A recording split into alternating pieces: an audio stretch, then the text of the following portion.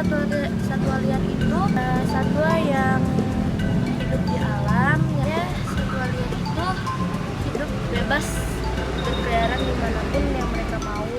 Menurut aku satwa liar itu hewan-hewan liar yang biasanya hidup di hutan sih. Terus biasanya mereka dilindungi dan nggak boleh diburu gitu buat dijadiin konsumsi pribadi dan lain-lain.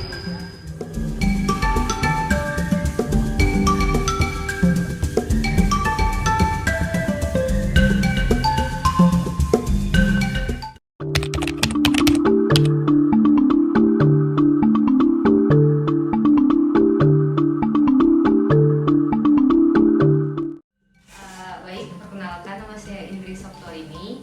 Saya merupakan salah satu dokter hewan yang bekerja di Pusat Rehabilitasi Satwa Primata IAR Indonesia. Dan saya merupakan alumni dari SKHB IPB juga, angkatan 48. Lembaga konservasi menurut Kemen LHK nomor 22 tahun 2019 merupakan lembaga yang bergerak di bidang konservasi baik tumbuhan ataupun satwa liar yang berada di luar habitatnya.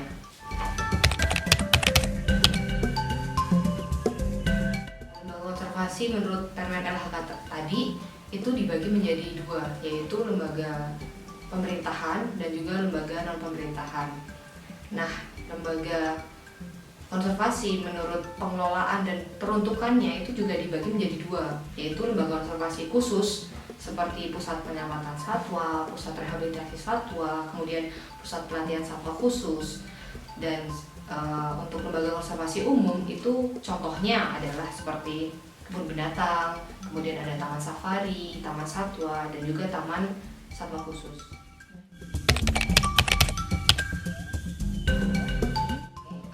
Menurut Permen LHK tadi juga disebutkan bahwa peran dari lembaga konservasi adalah tempat untuk pengembangbiakan secara terkontrol dan bijak baik dari tumbuhan maupun satwa liar, dan juga sebagai tempat penyelamatan satwa liar dan juga tumbuhan.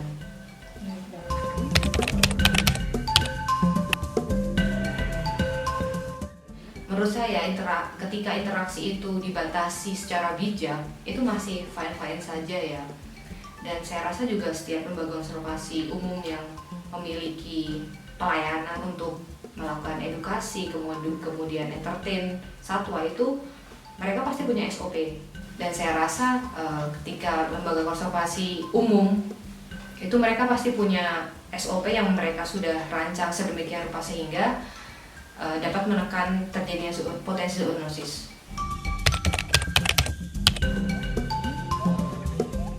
Sendiri sebenarnya merupakan pusat rehabilitasi satwa ya, dan kami berfokus pada primata Indonesia seperti kukang, kemudian orangutan, dan juga makaka. Kalau di IAR sendiri memiliki program seperti konservasi satwa, kemudian pelestarian habitat, dan juga awareness dan campaign. Karena kegiatan kami paling banyak itu adalah rescue bersama pemerintah, contohnya bersama BKSDA, kemudian juga dari Gakum, bahkan dari kepolisian. Kasus yang banyak kami tangani itu adalah satwa-satwa korban perdagangan ilegal.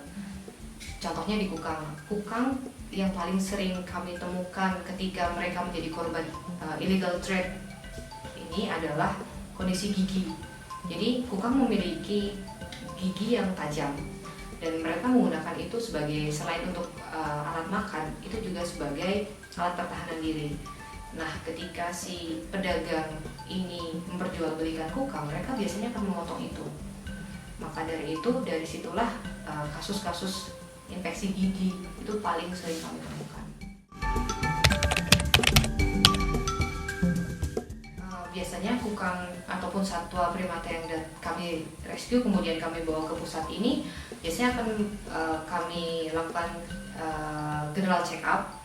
Itu bisa meliputi kondisi fisik, kemudian X-ray, kemudian pemeriksaan darah.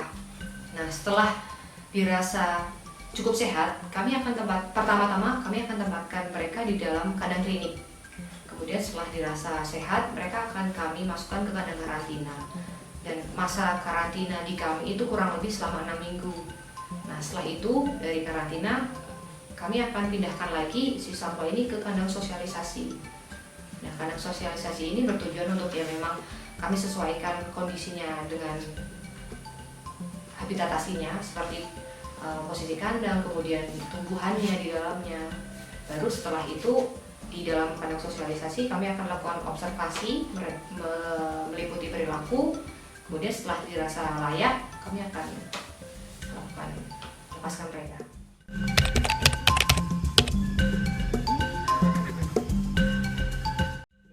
Jadi untuk manajemen kesehatannya sendiri itu pasti ada manajemen nutrisi, kemudian husbandry, dan juga kesehatan. Kesehatan ini meliputi vitamin, multivitamin, kemudian pengobatan rutin.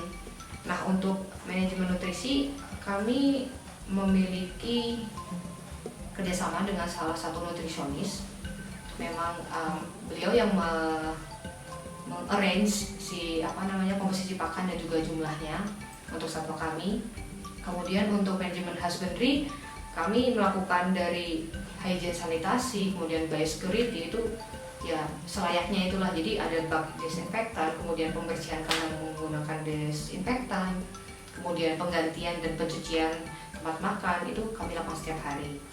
Kemudian untuk manajemen kesehatannya, jadi ini masih berkaitan dengan nutrisi ya. Jadi untuk kukang-kukang yang masih baby itu kami memiliki pemberian pakan khusus seperti susu tinggi protein. Itu biasanya untuk men-trigger pertumbuhannya, karena memang protein kan sangat dibutuhkan ketika masa bayi ya. Kemudian untuk geriatrik itu kami lakukan biasanya annual check up setiap 1 minggu sekali. Itu untuk memastikan bahwa kondisi si geriatrik ini akan tetap stabil di dalam kandang santuari.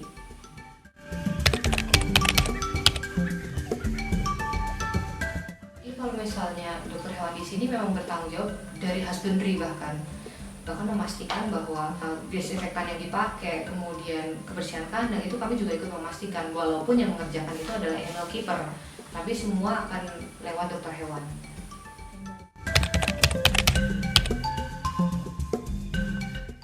IAR sendiri sebenarnya bukan penangkaran ya, basicnya bukan penangkaran. Jadi memang kami pusat rehabilitasi yang memang berfokus pada kegiatan rescue, rehabilitasi, dan juga rilis. Jadi memang di kami tidak ada program breeding.